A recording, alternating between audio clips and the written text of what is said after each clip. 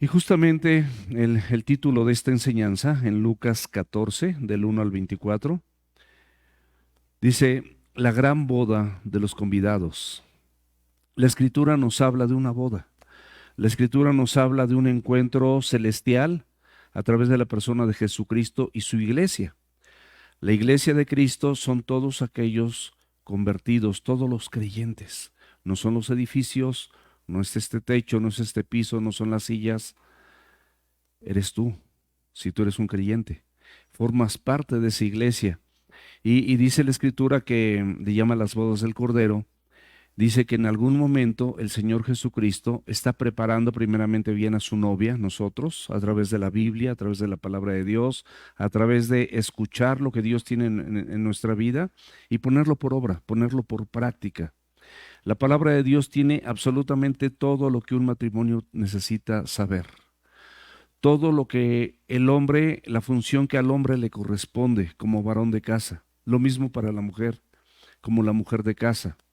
Estés casado o estés soltero, la Biblia siempre tiene indicativos, tiene instrucciones para que vivas mejor y no cometas errores. Puede que en este momento algunos de los que están aquí estén viviendo algo que no es correcto delante de los ojos de Dios y pueden pensar que, bueno, pues no ha pasado nada. La Biblia dice también, y no lo olvides, que todo lo que sembramos, eso también vamos a cosechar. Entonces, ¿para qué es esto? Pues para que nosotros estemos preparados, que tengamos, como dice la Escritura en la parábola de las 10 vírgenes, nuestras lámparas encendidas, llenas de la Escritura, llenas de su amor, llenas de su guía, de su consuelo, de la fortaleza, de la instrucción que podemos recibir constantemente de la mano de Dios. Y bueno, esa es la gran boda de los convidados. ¿Cuál es el objetivo? Que nosotros todos recibamos esta invitación a esta gran boda, acudiendo sin retraso. No te pongas a hacer otras cosas cuando son los tiempos de Dios. No te pongas a hacer otras cosas cuando es tiempo de congregarte, cuando es tiempo de tomar el discipulado, cuando es tiempo de tener tu devocional y escuchar lo que Dios a través de su palabra tiene para ti y tiene para mí. O sea, no nos distraigamos. Dice la Escritura en Eclesiastés que hay un tiempo para todo. Todo lo que está debajo del sol tiene un tiempo. Hay tiempo de amar, hay tiempo de morir, hay tiempo de vivir. Y podemos agregar muchas cosas, tiempo de divertirnos, tiempo de descansar, muchas cosas, porque para todo hay un tiempo. Y cada vez que nosotros estamos aquí, pues sabemos que es un tiempo para exponernos a la palabra de Dios.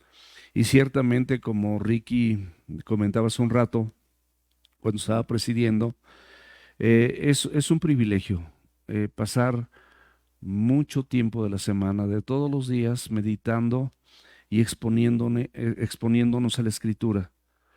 Eh, no lo hago porque esté pastoreando esta iglesia, lo hago porque como ser humano necesito hacerlo.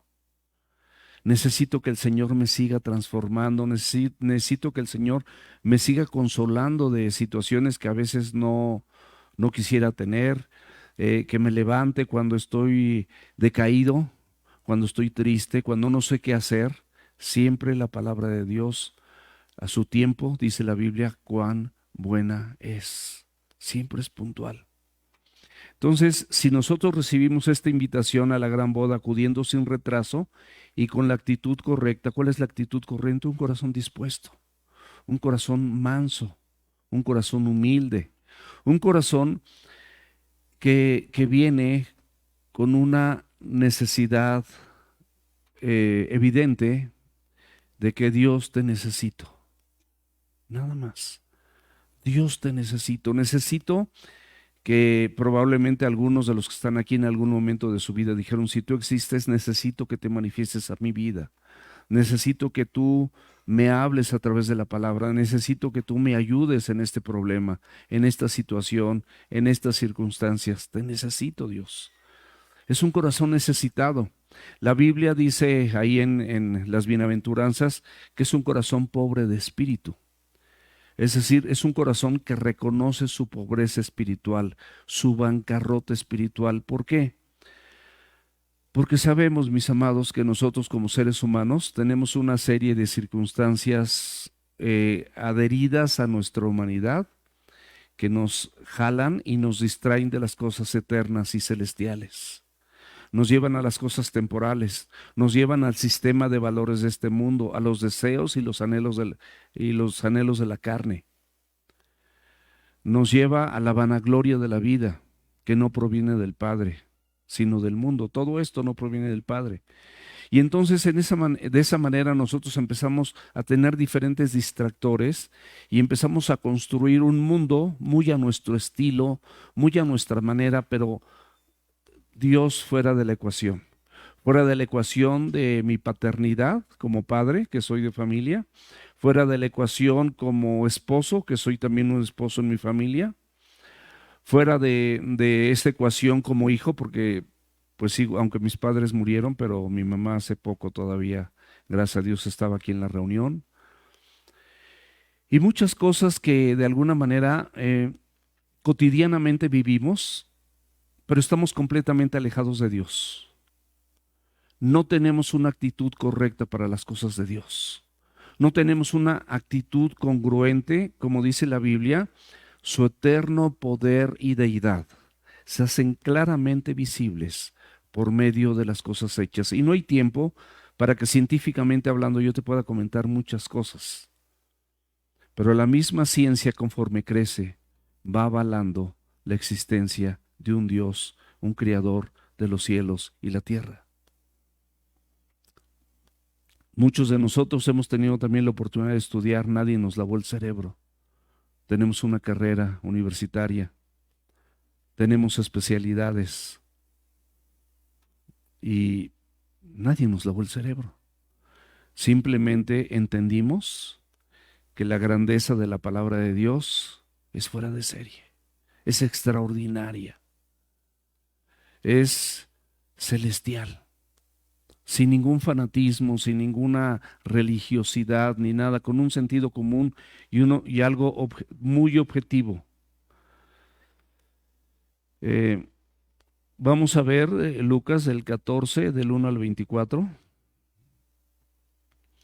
Y quisiera que antes de pasar a esa lectura, me hicieras favor de abrir Apocalipsis, el capítulo 19, versículo 9.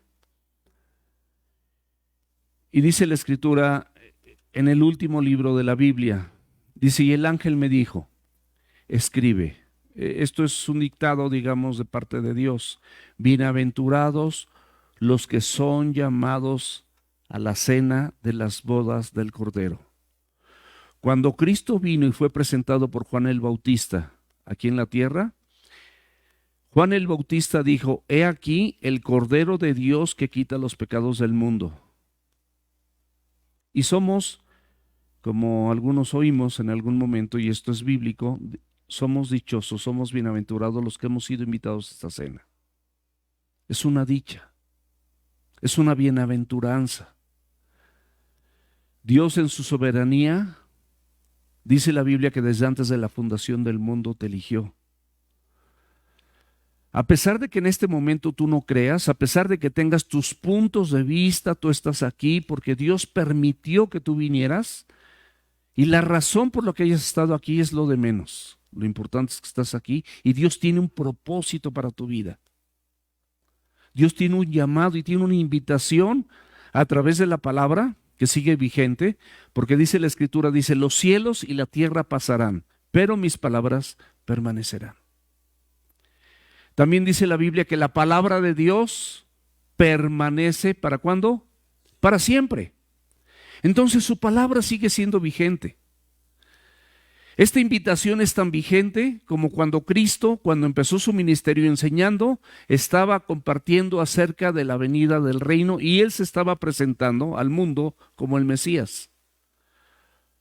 Los judíos fueron los primeros privilegiados porque dice que a lo suyo vino, pero los suyos que eran los judíos no le recibieron. Mas a todos los que le recibieron, y nos incluye a nosotros, a los que creen en su nombre, les dio el poder o les dio la potestad de ser llamados o ser hechos hijos de Dios. Entonces, bienaventurados los que son llamados a la cena de las bodas del Cordero, y me dijo, estas son palabras verdaderas de Dios. Qué importante que en la misma palabra de Dios, Dios mismo subraya algo que quiere que te quede bien claro, algo que quiere que no olvides. Hay una invitación, Cristo viene pronto.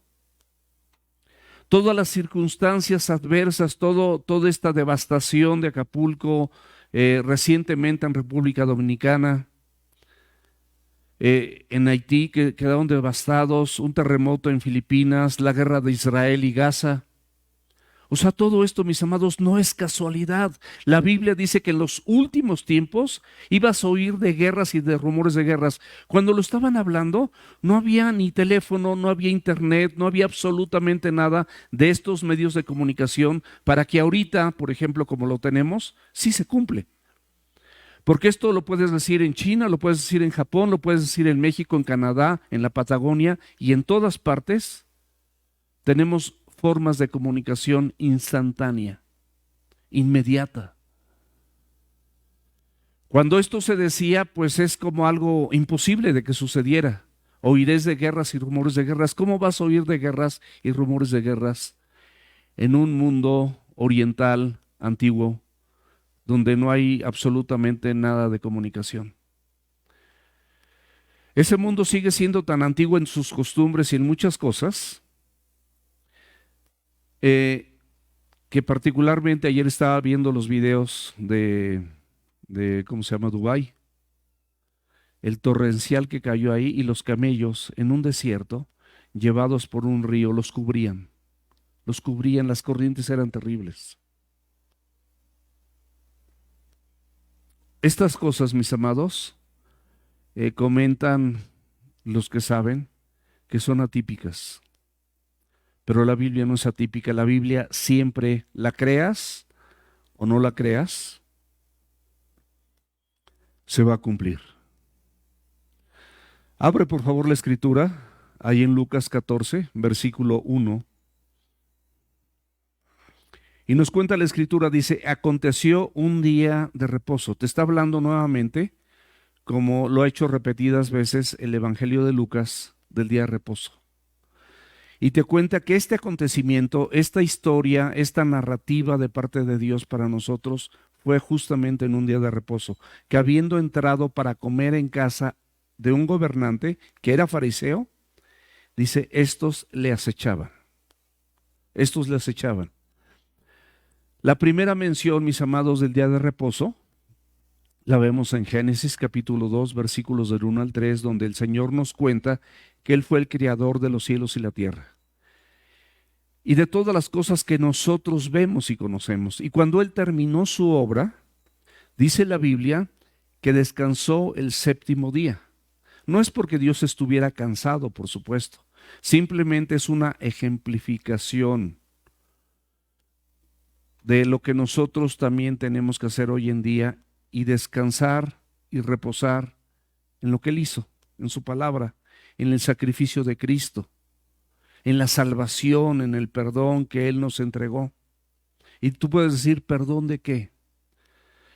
La palabra de Dios dice que por cuanto todos pecamos, estamos destituidos de la gloria de Dios. Todos somos pecadores, todos. No me digas que tú nunca has sentido coraje, iras, o contiendas, disensiones, herejías, maledicencias, enemistades, pleitos, adulterios, fornicaciones, hechicerías y todo este tipo de prácticas muy humanas y propias de nuestra carne, que de alguna manera manifestamos de manera cotidiana porque es nuestra naturaleza. O sea, nosotros poseemos una naturaleza pecaminosa. Pero en esa misma naturaleza, con los méritos de Cristo, con el sacrificio de Cristo, cuando nosotros nos arrepentimos y le entregamos nuestra vida, Él viene a nosotros, Él empieza a señorear y empieza a renovar con la palabra tus pensamientos y con la misma palabra y la obra del Espíritu Santo en ti, empieza a restaurar tu corazón. ¿Cuántas cosas tenemos que renovar en nuestros pensamientos? ¿Cuántas cosas Él tiene que restaurar en tu corazón? ¿Cuántos vaivenes tenemos en la vida? ¿Cuántas situaciones adversas y contrarias que no sabemos ni qué hacer? Pero Dios tiene el control cuando es tu Señor, cuando Él es tu Salvador. Y entonces en Él podemos reposar. Sin embargo, aquí nos dice la Escritura y lo deja como un ejemplo de que Él descansó de sus obras. Y te pide que tú 6 días trabajes y todas las cosas buenas y malas, llega un día donde tú puedes descansar de ellas exponiéndote a la palabra de Dios. Por eso es importante, como dice Hebreos 10:25, que no dejemos de congregarnos como algunos tenemos por costumbre. El congregarse no es meramente asistir a la iglesia. El congregante es exponerte a la palabra. El congregarte es permitir que el Señor a través de su palabra te revele su voluntad, su propósito para ti, y tú empieces a modificar tus pensamientos y Dios empieza a restaurar tu corazón. Y empieces a tener un mejor matrimonio, empieces a tener una mejor relación con tus hijos, empieces a ser un mejor hijo, un mejor padre, un mejor abuelo, en mi caso. Aquí no hay muchos abuelos, bueno, sí hay algunos, ahí veo a José Luis, ahí veo a Malita. Ah, también, no, pues ahí, no, ya surgieron varios. Muy bien, pero es una bendición, mis amados. El segundo comentario de este día de reposo ya viene como una instrucción ahí en Éxodo. En Éxodo ya aparece como una instrucción y como un mandato para que Dios, sabiendo tu condición y sabiendo mi condición, Él te manda a que tú guardes el día de reposo y en aquel entonces el Shabbat. Pero cuando Cristo viene y cuando Cristo culmina su obra, podemos ver en la Biblia cómo la gente, los creyentes, los seguidores, los discípulos de Jesús empezaron a reunirse los domingos celebrando la resurrección de Cristo. Y eso es lo que hacemos hasta el día de hoy, celebrar la resurrección de Cristo, y por eso podemos hacer un preámbulo de esta idea de reposo. Ahora, la Biblia tiene muchas áreas, muchas partes de la Escritura donde podemos aprender de esto, pero una que se me hace fundamental en Hebreos 4, versículos del 1 al 7, dice la Biblia: temamos, pues no sea que permaneciendo aún la promesa de entrar en su reposo, no es un reposo tuyo, es el reposo que Él te ofrece. Y empieza con temamos, es decir, con respeto, con reverencia, un día especial para que tú separes a lo largo de la semana y puedas venir a escuchar la palabra de Dios. Ciertamente hay personas que están por línea escuchando este mensaje. Sin embargo, de acuerdo a lo que dice la Escritura, lo adecuado, con las debidas implicaciones y situaciones personales de cada quien, pero lo adecuado es que tú estés presencial, no virtual. Sin embargo, hoy en día la tecnología nos permite también hacerlo virtual. Entonces te dice con respeto, con reverencia, dice: temamos, pues no sea que permaneciendo aún la promesa de entrar en su reposo, algunos de ustedes parezca no haberlo alcanzado. Y aunque el reposo permanece a través de la persona de Jesucristo, sus méritos que logró Él en la cruz a favor nuestro, todas las promesas que hay en la Escritura y la Biblia completa, en esto, mis amados, sin importar la circunstancia, la situación que tú tengas, créemelo que puedes reposar en su palabra. Puedes reposar en lo que Dios tiene para tu vida y en lo que Dios tiene para mi vida. Podemos descansar y podemos reposar en Él. Pero aquí, por si quisieras decir, bueno, eso fue para los antiguos. No, aquí viene. Porque también a nosotros se nos ha anunciado la buena nueva como a ellos. Aquí ya hay una referencia, hay una relación de la época presente, del momento donde ahorita te estás congregando, ahorita te estás exponiendo a la palabra de Dios, a las personas antiguas del pasado que también tuvieron el privilegio de exponerse a la palabra de Dios. Ahorita también nosotros. Se nos ha anunciado la buena nueva. Buena nueva son las buenas noticias de Dios para los hombres. Es el evangelio de Dios, es el hablar del reino. Porque también a nosotros se nos ha anunciado la buena nueva como a ellos, pero no les aprovechó el oír la palabra por no ir acompañada de fe a los que lo oyeron. Esto también sucedió en el pasado, pero también te puede suceder ahorita. Si tú estás oyendo la escritura y no está tu corazón dispuesto a ponerla por obra, no está dispuesto tu corazón a modificar lo que has venido haciendo durante toda tu vida, o aún viniendo aquí, y cuando escuchas, por poner cualquier ejemplo, hablando de la mentira, y estás oyendo que el Señor no quiere la mentira porque aparte Él es verdad, no puede Él querer a la mentira o amar a la mentira porque Él es la verdad, que Jesucristo dijo, yo soy el camino, soy la verdad y soy la vida, mis palabras son verdad, mi palabra es verdad, palabras fieles y verdaderas son estas. Entonces Él representa la verdad, por supuesto, que aborrece la mentira. Pero tú sigues mintiendo, tú sigues engañando a tu esposo, tú sigues engañando a tu esposa, tú sigues engañando a tus hermanos, tú sigues haciendo trampas en tus negocios, tú sigues con estas situaciones. Por supuesto que Dios no puede bendecirte de esa manera porque estás aquí, estás oyendo, pero no tienes la disposición de empezar a luchar con la ayuda de Dios y con la gracia derramada en este momento y la capacidad que Él te puede dar y decirle, Señor, ayúdame a dejar de ser mentiroso o dejar de ser mentirosa. Ahora, tú puedes decir, bueno, esto no es tan malo, todo el mundo miente. Puede ser que sí, que todos en algún momento, yo creo que no hay una sola persona aquí que en algún momento de su vida no hayamos mentido, ¿verdad? Estamos de acuerdo. En eso no es tema ni vamos a engrosarnos en ese tema. Pero yo te voy a hacer una pregunta. ¿Te gusta que te mientan? ¿Alguna persona congruente podría levantar su mano y decir, a mí me gusta, me encanta que me mientan? Estoy fascinado, hijo, si mi esposa me engaña, estoy fascinado. Por supuesto que no. Porque la Biblia, mis amados, dice que nuestro culto es racional, es decir, todo lo que escuches lo puedes razonar, lo puedes meditar, lo puedes pensar.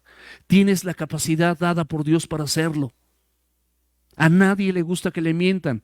Y podemos hablar así del adulterio, podemos hablar así de los celos, podemos hablar de las contiendas. ¿O te gusta que te peleen, que te estén peleando, que te reclamen? ¿Te gusta una persona quejosa? ¿Te gusta una persona iracunda? ¿Te gusta? Pues a nadie, mis amados. O la Biblia tiene sentido común y dice que a estos no les aprovechó porque no iba acompañada de fe a los que la oyeron. Entonces, lo importante, mis amados, es que nosotros, dice la Biblia en Romanos 17, que la fe viene por el oír. ¿Y el oír? ¿Por qué? Por la palabra de Dios. O sea, no es oír cualquier cosa, sino el oír la palabra de Dios. Pero los que hemos creído entramos en el reposo. Cuando tú crees lo que dice la Biblia y decides en tu corazón con la ayuda de Dios vivir lo que el Señor te está poniendo para que vivas. Dice, pongo delante de ti la muerte, pongo delante de ti la vida. Escoge pues la vida para que vivas. Y escogemos la vida y empezamos a vivir esa vida fértil y abundante que el Señor tiene para nosotros, se vuelve algo maravilloso, mis amados. Y entramos en ese reposo. De la manera que dijo, por tanto juré en mi ira, no entrarán en mi reposo, aunque las obras suyas estaban acabadas desde la fundación del mundo, antes de que nacieras, antes de que hiciera el mundo, el Señor ya tenía planeado en su omnisciencia, en su soberanía, en su omnipotencia, todo lo que estamos viviendo y haciendo. Porque en cierto lugar dijo así, el séptimo día, reposó Dios de todas sus obras en el séptimo día, y otra vez aquí, no entrarán en mi reposo. Por lo tanto, puesto que falta que algunos entren en él, aquellos a quienes primero se les anunció la buena nueva, no entraron por causa de desobediencia, se refiere a la nación de Israel. Y otra vez determina un día, hoy, diciendo, después de tanto tiempo, por medio de David, como se dijo, y te lo dice a ti, si oyeres hoy su voz, no endurezcas tu corazón. Es la dureza de tu corazón por lo que tú sigues viviendo otras cosas. Es la dureza de tu corazón por lo que estás pensando en otras cosas. Es la dureza de tu corazón por las que en plena oración, en pleno mensaje, tú haces otra cosa, te pones a chatear, te pones a contestar a todas las personas que vas a ver al rato después de las 2 de la tarde, te pones a contestar cosas de trabajo que no viene al caso. No puedes apartar este tiempo realmente para el Señor. No tenemos la capacidad de poder hacer esto con su ayuda. Lucas 14:1. Aconteció un día de reposo, aquí volvemos a acentuar el día de reposo, habiendo entrado para comer en casa de un gobernante que era fariseo, estos le acechaban. Lucas, mis amados, nos vuelve a citar este relato, como lo habíamos visto, en un día de reposo. Nos habla de un anfitrión, nos dice que este anfitrión era un gobernante, era una persona con un cargo importante, probablemente jefe de la sinagoga, probablemente parte del Sanedrín, que era un órgano de gobierno en aquella época. Podemos ver cómo el Evangelio de Lucas relata más sanidades que cualquier otro evangelio en el día de reposo. Me refiero al día de reposo. Más sanidades. Cristo, mis amados, manifiesta que Él tiene un favor a través del día de reposo. Cuando nosotros reposamos en su palabra, reposamos en la obra de Cristo, reposamos en el Evangelio, estamos aquí con los hermanos. Tú puedes reposar de tus obras, de todas esas aflicciones y tristezas que tuviste, los pleitos, las contiendas, te despidieron del trabajo, tu situación de salud no es buena, o sea, tantas cosas que podemos experimentar. Reposa en Cristo, reposa en Cristo, reposa en su palabra. Él favorece este día para actos de misericordia. Todos los enfermos que Él tuvo oportunidad de sanar en el día de reposo, la Biblia nos narra cómo lo sanó. Los fariseos, mis amados, como este gobernante, a través de esta invitación tenía cierto grado de hipocresía. Sus motivos eran poco honorables, poco favorables, eran falsos, porque los fariseos y los religiosos del tiempo de Jesús regularmente siempre le daban prioridad a las enseñanzas humanas, le daban prioridad a las cuestiones a sus tradiciones que ellos habían generado, que a la misma palabra de Dios. Y el Señor constantemente tuvo diferencias con ellos. Pero el amor de Dios es de tal manera que Él tiene, el amor de Jesús particularmente, que Él tiene amor absoluto por los perdidos, por todos los perdidos. Tiene amor por los publicanos, que eran personas judías, que eran encargados de cobrar impuestos a favor de los romanos, el imperio que azotaba a los israelitas. Estos publicanos, que eran judíos, cobraban impuestos a favor de los romanos. El Señor, mis amados, ama a todo pecador. No ama el pecado, pero ama al pecador. Él te ama. Ven a Él, reposa en Él. Y también amaba a los fariseos. Por eso accedió a aceptar esta invitación. Y nos dice el versículo 2 de Lucas 14, he aquí, estaba delante de él un hombre hidrópico. Como médico, te puedo decir que un hombre hidrópico, en términos generales, es una persona que retiene líquidos en su cuerpo, en sus tobillos, en su vientre. Yo no estoy reteniendo líquidos, pero me está creciendo el vientre horriblemente. Hoy en la mañana me regalaron un tamalito. Híjole, qué barbaridad. Pero en esto consiste la hidropesia, ¿no? Es acúmulo de agua en cuellos, brazos, piernas, etcétera. En aquel entonces, ahorita es complicado y en aquel entonces era incurable. El versículo 3 dice, entonces Jesús habló a los intérpretes de la ley y a los fariseos, diciendo, ¿es lícito sanar en el día de reposo? Por supuesto que es lícito, de acuerdo a la palabra de Dios es lícito. Por eso el Señor favorecía el día de reposo para hacer actos de misericordia. Pero se adelanta a hablarles a aquellas personas que constantemente se oponían a este tipo de sanidades y este tipo de actos de misericordia de parte de Jesús. ¿Se acuerdan en aquel entonces, ahí mismo en Lucas, el hombre de la mano seca que llegó en un día de reposo también? Y el Señor en medio de todos le dijo, extiende tu mano, y fue sanado. ¿Se acuerdan también de aquella persona encorvada en el capítulo 13 de Lucas, que llegó a la congregación encorvada y estaba dentro de esa multitud que estaba congregada? Y dice que Jesús la vio y la llamó, la tocó y le enderezó. Como a nosotros. Estamos en medio de una multitud. Te llama porque quiere enderezar tu camino. Quiere enderezar tu vida. Quiere enderezar todo aquello que está torcido en tu mente, en tu matrimonio, en tu relación con tus hijos, en tu relación con tus padres, en tus relaciones laborales.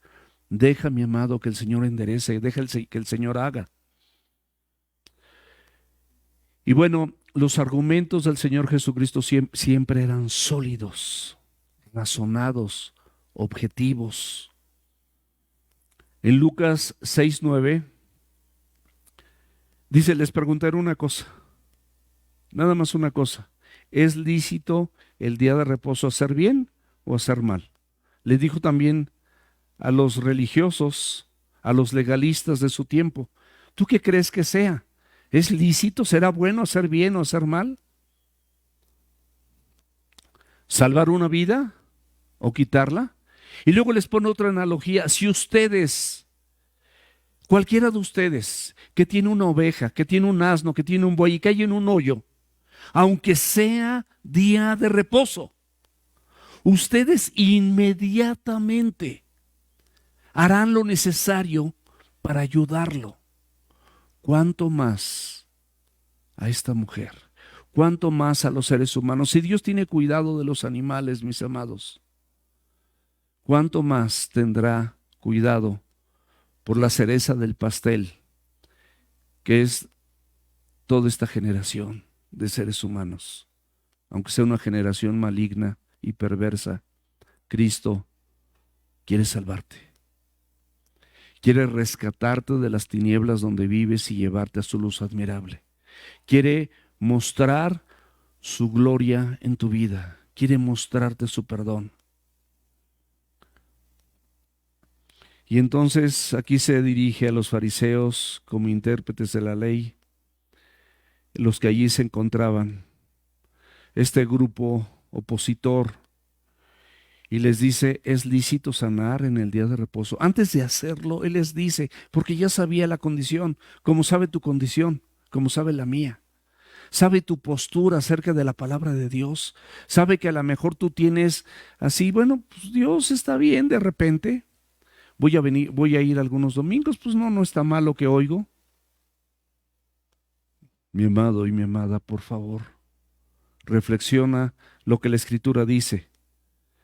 Versículo 4 de Lucas 14, mas ellos callaron y él tomándole le sanó y le despidió. Este hombre hidrópico, o sea, lleno de agua, dice, sin que él se lo pidiera, lo tomó y lo sanó. Muchas veces sin que tú lo pidas, Él te ha dado cosas. Es más, yo estoy seguro que ninguno de los que estamos aquí presentes se puso a orar en la mañana, Señor, que salga el sol. Tú ya sabías que el sol iba a salir. Y el Señor hace salir el sol para buenos y malos, para los que creen en Él y los que lo niegan, para los que tienen dudas de su palabra y de su persona, y de los que no tienen dudas. Él hace salir el sol, Él hace llover también para buenos y malos, para justos e injustos, porque Él es Dios. Y entonces, sin que le pidiera nada, le sanó y le despidió. Y bueno, ¿por qué no dijeron nada? ¿Por qué se quedaron callados? ¿Por qué dice, mas ellos callaron? Porque si ellos decían que si era lícito, iban a contradecir sus tradiciones humanas. Y muchas veces tú y yo también, si recibimos a Cristo, perdón que te lo diga, pero a veces somos tan orgullosos, somos tan arrogantes, Somos tan altivos que decimos, ¿cómo voy a creer eso que está diciendo? Nada más porque se paró ahí una persona y se puso a hablar de la Biblia. ¿Y voy a creer en eso? Y lo ven así de simple. Y ciertamente es así de simple. Y es tan simple porque la salvación es gracia. La salvación dice que no es por obras para que nadie se gloríe. Es un don, es un regalo de Dios a través de Jesucristo. Y como tú y yo estamos acostumbrados a que todo lo bueno te cuesta, no lo puedes creer. No puedes creer que hay un regalo tan excelso, tan magnífico como la gracia o la salvación de Dios, de tu alma y de la mía, y que no te cueste nada, que sea gratuita. No lo puedes creer. Estos hombres tampoco. Estos hombres eran arrogantes, preferían sus tradiciones humanas, aunque ciertamente no tenían ningún argumento escritural. No había ninguna parte en la escritura que sostuviera que no se pudiera hacer algo bueno, que no se pudiera liberar a alguien, que no se pudiera sanar a alguien en un día de reposo. Y así somos, mis amados. Y el Señor Jesucristo se dispone a responder a su pregunta, o a responder esta pregunta. No espero que yo se la responda, él mismo la responde. ¿Cómo? Con hechos de amor, con actos de misericordia. Misericordia, mis amados, es que no recibas lo que mereces. ¿Cuántas veces, siendo tú merecedor o merecedora de algún mal, no lo recibiste? Y Dios tuvo misericordia de ti. Yo puedo hablar aquí y hablar de tantos actos de misericordia que el Señor tuvo en mi vida. Estando borracho y no saber ni cómo llegué a algún lugar, y llegué y manejando. De verdad, así, y lo recuerdo perfecto. Y muchas cosas que me darían vergüenza. Esta también me da vergüenza, pero se las quiero compartir, porque Dios tuvo misericordia. Y no me maté por gracia de Dios, pero de verdad, de esas veces que no sabes cómo puedes conducir en plena madrugada, 3 o 4 de la mañana o 5, no sé, y llegar y no saber ni cómo llegaste, ni acordarte cómo pasó, de verdad, así de ese tamaño. Pero Dios es bueno, Dios es misericordioso, Dios tiene cosas siempre maravillosas para nuestra vida si le damos oportunidad. Versículo 5 de Lucas 14. Y dirigiéndose a ellos dijo: ¿quién de ustedes, si su asno o su buey cae en algún pozo, no lo sacará inmediatamente, aunque sea de reposo? Una respuesta objetiva. Algo de la vida cotidiana de asnos y bueyes que ellos podían entender, que sabían que en el día de descanso también los desataban y los desataban del pesebre y podían andar ahí pues libres en su no sé cómo se llama, en su ranchito o en su huacal o en su granja, porque era día de reposo.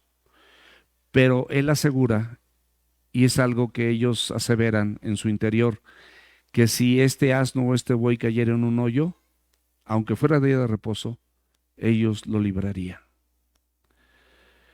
Jesucristo, mis amados, siempre mostrando un raciocinio 100% humanitario, sensato.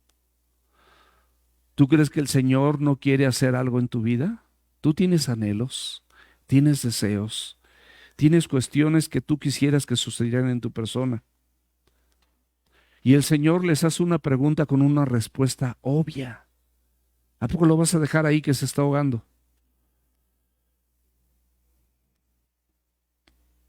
Cayó en un hoyo, cayó en un pozo. No lo vas a dejar ahí.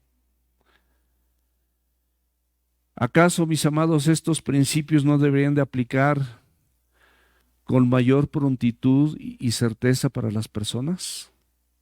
Y así muchas de las cosas que mencionan estos fariseos, contrarias completamente a lo que Dios hablaba, porque eran personas suma y extremadamente legalistas. En Mateo 12, capítulo 11 y 12, versículos 11 y 12, dice, Él les dijo, ¿qué hombre habrá de ustedes que tenga una oveja y si ésta cayere en un hoyo en el día de reposo, no le echará la mano y la levantará? Pues cuánto más vale un hombre que una oveja. Por consiguiente, es lícito hacer bien en los días de reposo. Conclusión, los días de reposo son actos de misericordia. Muchas personas en un día como estos, cuando están expuestos a la palabra de Dios, en su corazón han decidido por Cristo. A partir de ese día sus vidas fueron tocadas. Sus vidas sintieron algo, no de parte mía, sino de parte de Dios. Aquí es un lugar común como cualquier otro.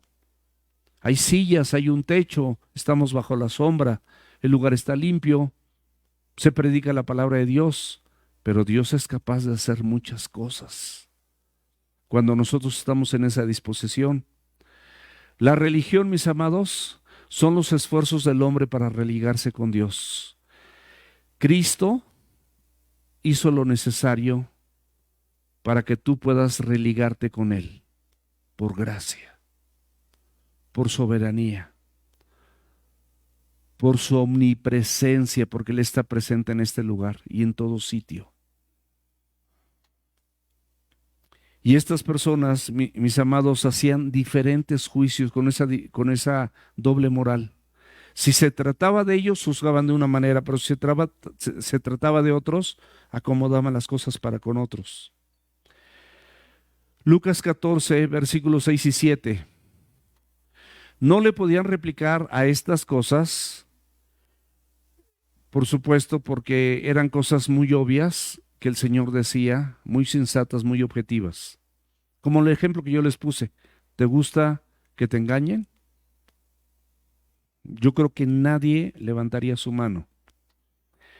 Y aquí, después de que el Señor instruye y enseña a los que eran sus enemigos y que lo estaban acechando, estos religiosos que lo censuraban, murmuraban de él y estaban buscando la manera de cómo hacerle caer, Él les da una instrucción acerca de un error garrafal donde ellos pensaban que en el día de reposo no se podía hacer bien y los quiere liberar de esto, pero ellos no se dejan. Pero en este mismo trance, en esta misma cena, en esta misma invitación que él recibió, dice la Biblia en el versículo 7, observando cómo escogían los primeros asientos a la mesa, refirió a los convidados, es decir, enseñó a los convidados una parábola diciéndoles. O sea, él observa cómo los convidados, cómo los invitados empiezan a hacer cosas que también son erróneas. Vio el comportamiento de aquellas personas que se peleaban por los primeros sitios, los lugares más próximos al anfitrión. La persona que los invitó era una persona importante, ya la habíamos visto. Y entonces los invitados todos empezaron a pelearse, a correr por los primeros lugares, por los mejores sitios cercanos a este anfitrión. Y entonces se da cuenta cómo su corazón es engañoso y les decide hablarles a estas personas acerca de la humildad, acerca de lo importante de tener un corazón manso, un corazón humilde. Y entonces empieza con esta enseñanza en el versículo 8 de Lucas 14, hasta el 11 vamos a leer. Cuando fueres convidado por alguno a bodas, no te sientes en el primer lugar. No te sientes en el primer lugar. No sea que otro más distinguido que tú esté convidado por él, por el anfitrión. Y viniendo el que te convidó, el que te invitó, a ti y a él, te diga, da lugar a este. Y entonces comiences con vergüenza a ocupar el último lugar, porque los demás ya se acabaron. Mas cuando fueres convidado, ve y siéntate en el último lugar, para que cuando venga el que te convidó te diga, amigo, sube más arriba. Entonces tendrás gloria delante de los que se sienten contigo a la mesa, porque cualquiera que se enaltece, este es un principio bíblico, será humillado, y el que se humilla será enaltecido.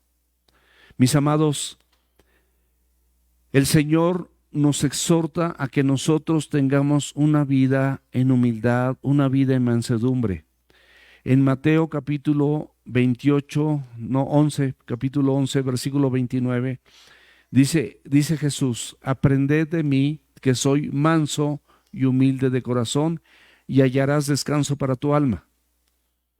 El Señor perfectamente te exhorta a que tú y yo tengamos un corazón manso y humilde, que practiquemos la humildad. La humildad, mis amados, va en contra de tu orgullo, va en contra de la altivez, va en contra de la presunción. Hay muchas personas que, a pesar de conocer la Escritura, se conducen con altivez, se conducen con presunción, con arrogancia, con orgullo. Al Señor no le gusta el orgullo. La Biblia dice que es mejor que te humilles delante de la presencia de Dios, dice Santiago, dice, y Él te exaltará. Él quiere que nosotros seamos personas humildes, no arrogantes, no creídas. Y Él te dice que si en un momento tú no buscas los primeros lugares y te sientas hasta atrás, tienes la posibilidad de ser elogiado públicamente.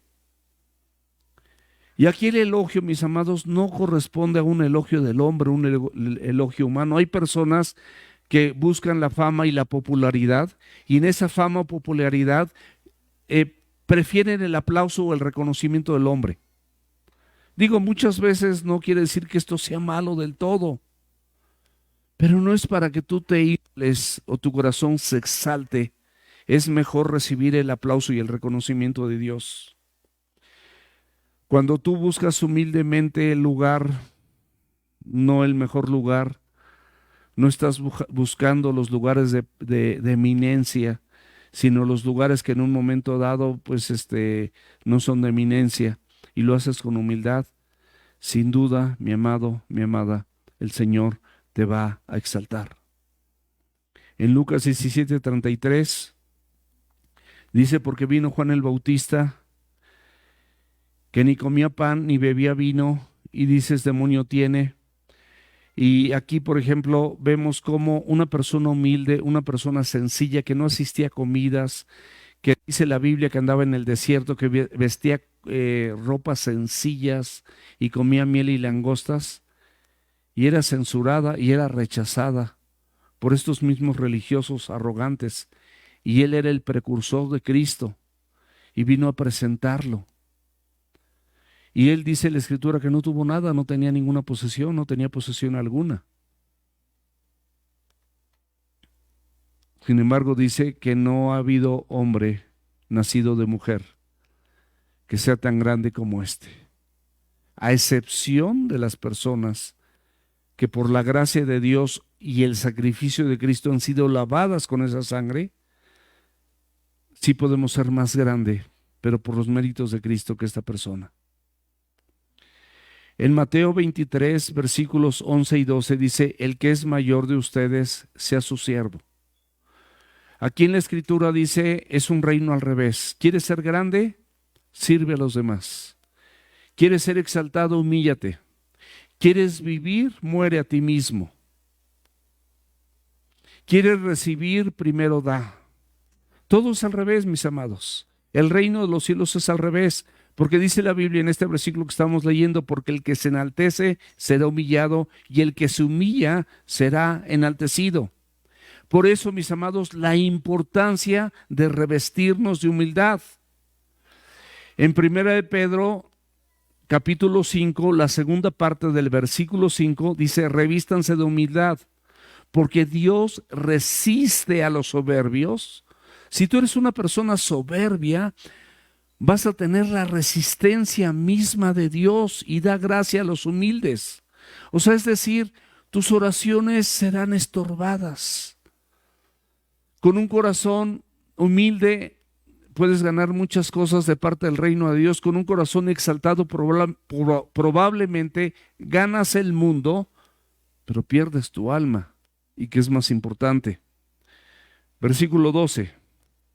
Dijo también al que había convidado. Aquí vemos otra enseñanza.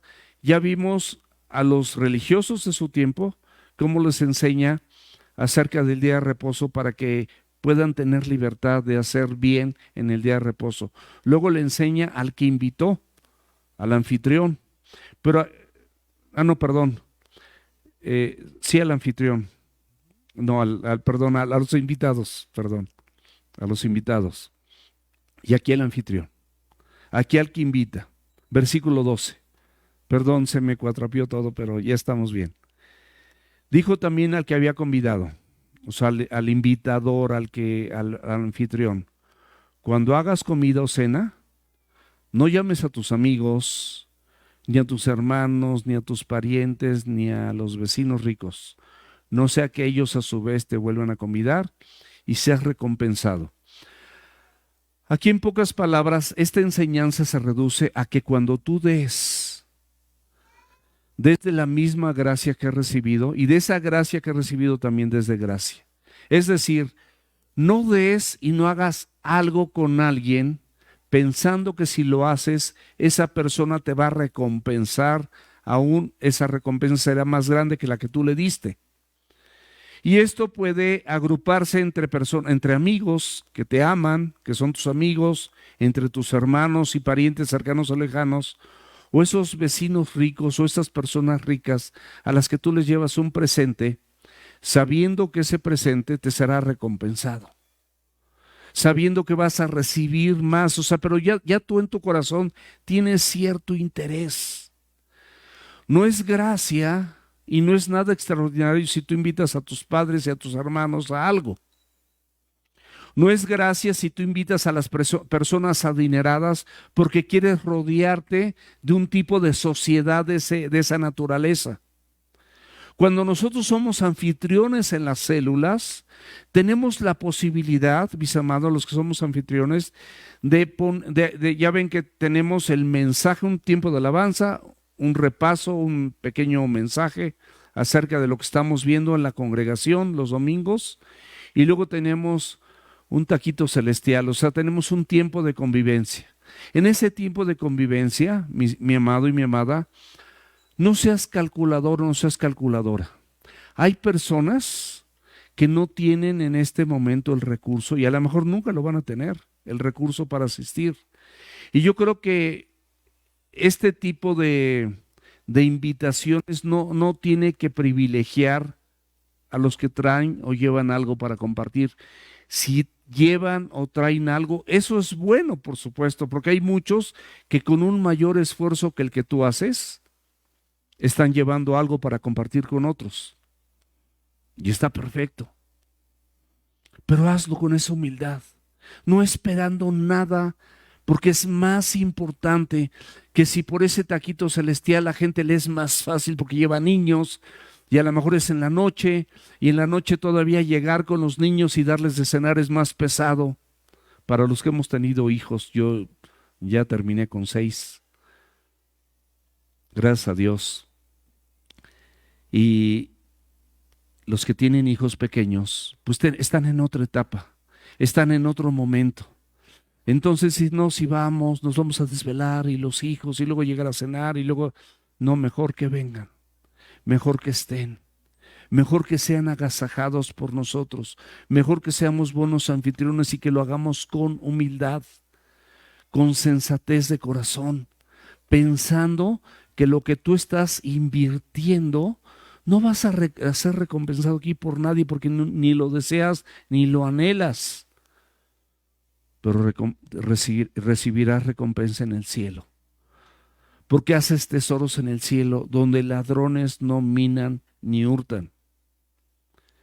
Mis amados, les exhorto a que nuestro pensamiento sea de esta naturaleza. Siempre dispón en la medida de tus posibilidades lo que puedas poner a favor de esas personas que probablemente serán invitadas o que quizás son nuevas o a lo mejor ya conocen el Evangelio, pero no tienen o cuentan con los recursos para llevar algo. Es un ejemplo muy sencillo. Deuteronomio 14:29 dice: vendrá el levita que no tiene parte ni heredad contigo. O sea, no había ni parte ni heredad con el levita. El extranjero, pues ni siquiera es de aquí. El huérfano y la viuda que hubieren en tus poblaciones y comerán y serán saciados, para que el Señor tu Dios te bendiga en toda la obra que tus manos hicieran. O sea, Dios promete siempre. Dios no se queda con los brazos cruzados. Dios no es deudor de nadie. No debemos nada a Dios. Digo, le debemos todo a Dios. Él no nos debe nada, perdón. Le debemos todo a Dios. Somos deudores. La Biblia dice que deudores somos. Y lo poquito que podamos hacer por las demás personas, háganlo.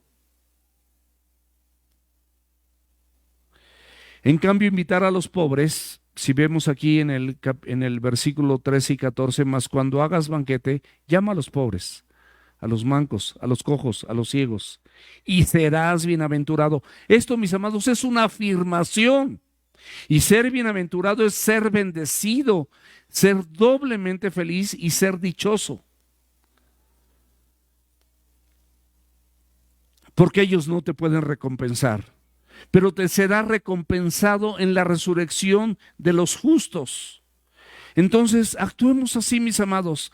Demos de gracia lo que de gracia recibimos de parte de Dios. Incluye a personas que sabes y que tú en tu corazón estás consciente de las que no esperas nada.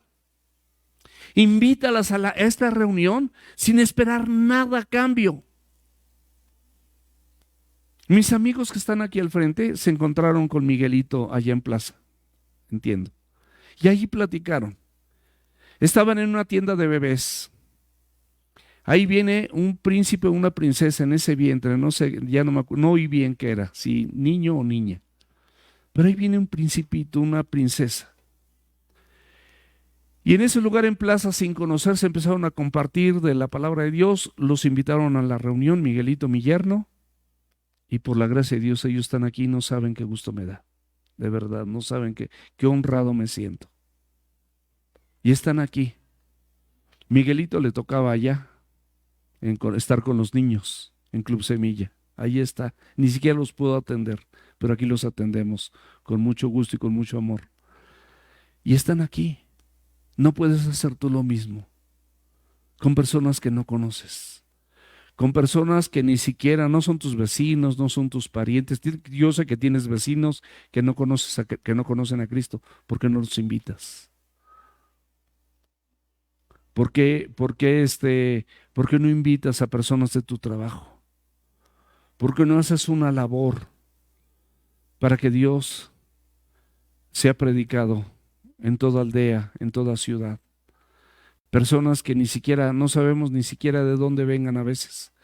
Aquí, mis amados, vienen personas de donde da vuelta el aire, vienen personas de Ixtapalapa, vienen personas a veces de Tecámac, vienen personas aquí prácticamente pues de Pachuca,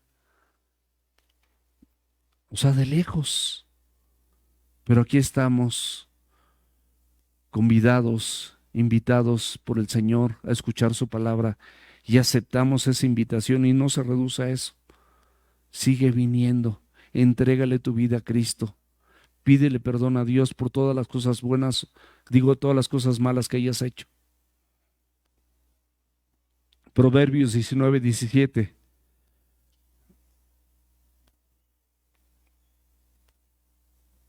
A Dios presta al que da al pobre, a Jehová presta al que da al pobre.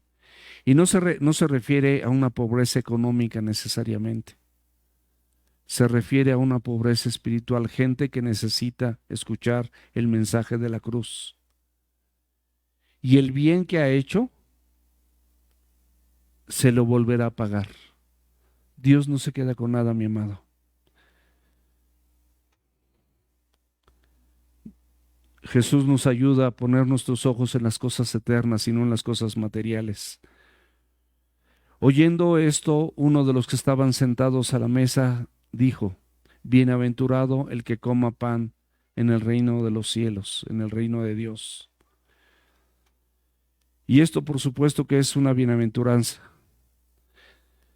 Simplemente estando con Él en su reino, aunque no haya recompensa, aunque no haya nada adicional, es una bienaventuranza, mis amados, estar en la presencia de Dios, recibir el regalo más grande que puede recibir en esta tierra, que es la salvación. Versículo 16. Entonces Jesús le dijo: un hombre hizo, y con estos versículos vamos a terminar, un hombre hizo una gran cena y convidó a muchos. Aquí va a hablar de una parábola de un hombre que es un amo, es un padre de familia, y esto representa a Dios, mis amados. Dios es el que organizó esta cena para invitarte, organizó este banquete celestial que es su palabra, es la palabra de Él, es la salvación que te ofrece. Estas bodas del Cordero, que lo puedes leer con calma en Apocalipsis 19, del 7 a 9. Invitó a los judíos primero a que se arrepintieran y entregaran su vida a Cristo. Pero a los suyos vino y los suyos no lo recibieron. Juan 1:12. Mas a todos los que le recibieron, los no judíos, a los que creen en su nombre, les dio el poder de ser hechos hijos de Dios. A Cristo le interesa tanto en su ministerio esto, que la gente conozca a Él, que le conozca, que dice la Biblia que Él andaba en aldeas, andaba en pueblos, andaba en las sinagogas, andaba en la playa, en las barcas compartiendo el Evangelio, siempre en el monte, siempre compartiendo el Evangelio, siempre hablando de este reino. Luego mandó a los 12, ¿se acuerdan? Y luego mandó a los 70. Y luego dijo en sus últimas palabras: por tanto, id y hacer discípulos en todas las naciones, bautizándolos en el nombre del Padre, del Hijo y del Espíritu Santo. He aquí, yo estaré con ustedes todos los días hasta el fin del mundo. En Marcos 16:15 dice: id por todo el mundo y predicar el Evangelio a toda criatura. O sea, es la palabra del Señor la que quiere que compartamos este evangelio con otros. El versículo 17 de Lucas 14 dice lo siguiente: y a la hora de la cena envió a su siervo a decir a los convidados: venid, todo está preparado. La cena o las invitaciones a estas cenas, estas comidas, a estas bodas particularmente eran con anticipación. Pero luego, cuando se acercaba el tiempo de esta celebración, invitaba a sus criados, invitaba a sus siervos a que fueran a recordar esta invitación. Y eso es lo que está pasando. Ya estaba todo preparado, ya se habían preparado los invitados. Y bueno, los profetas desde el Antiguo Testamento prepararon al pueblo de Israel. Esos mismos profetas hablan de esa venida del Mesías. Nosotros la conocemos, ya se cumplió, ya vino, ya murió por nosotros. Seamos atentos, mis amados, a esta invitación. Lucas 14:18 dice: y todos a una comenzaron a excusarse. El primero dijo: he comprado una hacienda y necesito ir a verla, te ruego que me excuses. Una excusa absurda, porque nadie compra una hacienda sin antes verla. Tú, si te dicen: oye, te vendo este coche, ¿tú lo vas a comprar? Mira, es que es un coche, es 2023 y te lo doy así súper barato. ¿Tú lo comprarías sin verlo? ¿Lo comprarías sin manejarlo? Es absurdo. Esto por supuesto que no era creíble. Simplemente este primer invitado, como ejemplo, rechaza la gracia. Y la finca, en todo caso, la puede ver después de la boda. O sea, no hay ninguna prisa. Y esta persona lamentablemente rechaza esta invitación. Mi amado, tú no la rechaces. Tú estás recibiendo la invitación a este banquete, no la rechaces. Otro dijo: he comprado 5 yuntas de bueyes y voy a probarlos. Te ruego que me excuses. Las bodas siempre eran en la tarde o eran en la noche, las cenas. Eran en la tarde o en la noche. De igual manera, esta persona no va a comprar 5 yuntas de bueyes en la tarde o en la noche, porque tiene que ver su comportamiento de estos bueyes. Aparte, la inversión era de mucho dinero. 5 yuntas, una yunta era grande y 5 yuntas era enorme. La inversión era enorme, o sea, y tú tenías que comprarla como se habituaba. Tú la comprabas y durante todo el día observabas a estas yuntas y observabas su comportamiento y si te eran útiles. Y bueno, este rechazo de la invitación es que tú y tu invitación no tienen ninguna prioridad para mí. Yo estoy enfocado en lo mío, Yo estoy enfocado en mis negocios y no me importa ninguna otra cosa más. Y la otra persona dice, acabo de casarme, por tanto no tengo que ir. Si se acaba de casar, bueno, pues voy con mi esposa. Y así es de simple, me acabo de casar, llego con mi esposa. Y si por alguna razón, como pasaba, las esposas no eran consideradas en estos casos, porque él no había sido, no, su esposo no había sido invitado, en el oriente no era mal visto que él fuera y asistiera a este lugar. Por eso el Señor le daría Jerusalén, y su expresión Jerusalén, Jerusalén. O sea, le dolían todas estas, cuántas veces quise juntar a mis hijos como una gallina junta a sus polluelos, pero tú no quisiste. La gente no quiere. Vuelto el siervo, dice el versículo 21, hizo saber estas cosas a su señor. Entonces, enojado el padre de familia, dijo a su siervo, ve pronto por las plazas y las calles de la ciudad, trae acá a los pobres, a los mancos, a los cojos y a los ciegos. Es decir, este banquete no se va a detener, mi amado, si tú vienes o no vas, si tú aceptas la invitación o no la aceptas. Este banquete sigue, esta celebración, estas bodas van a seguir. Si tú no aceptas la invitación a congregarte, a entregarle tu vida a Cristo, a oír la palabra de Dios, a aceptar sus méritos, habrá otros que sí la acepten y el lugar se va a llenar. Su siervo dijo, ha hecho como mandaste y aún hay lugar. ¿Por qué hay lugar? Porque Dios está más dispuesto a salvar vidas de pecadores que los mismos pecadores a ser salvados. Versículo 23 de Lucas 14. Dijo el Señor al siervo, ve por los caminos y por los vallados y fórzalos a entrar, para que se llene mi casa. El Señor va a llenar su casa. Su mesa, sin duda, estará llena. No lo desaires. Me gustaría que vieras ahí en Hechos 13, del versículo 46 al 18, en casa, anótalo, Hechos 13, del 46 al 18, y Efesios 2, versículos del 11 al 13. Esto habla de cómo primero fue hecha esta invitación a los circuncidados, pero luego también a los circuncisos. Primero a los judíos, pero también luego a los no judíos. Y terminamos con el versículo 24. Porque les digo que ninguno de aquellos hombres que fueron convidados gustará de mi cena. Las puertas, mis amados, se van a cerrar. Las puertas no estarán abiertas siempre. Esta invitación divina, abrázala. Tómala en tu corazón, tómala en tu mente. Las personas que no estarán en esta cena y fueron invitadas, fueron por decisión propia. La luz vino al mundo, pero los hombres amaron más las tinieblas que la luz, porque sus obras eran malas, y no quisieron venir a la luz para que sus obras no fueran reprendidas. Ciertamente el Señor aquí, cuando vine, sí reprendió muchas cosas que yo vivía, que no quería que yo viviera, pero por mi bien también lo hace por el tuyo. Entrégale tu vida a Cristo. Cierra tus ojos y oremos.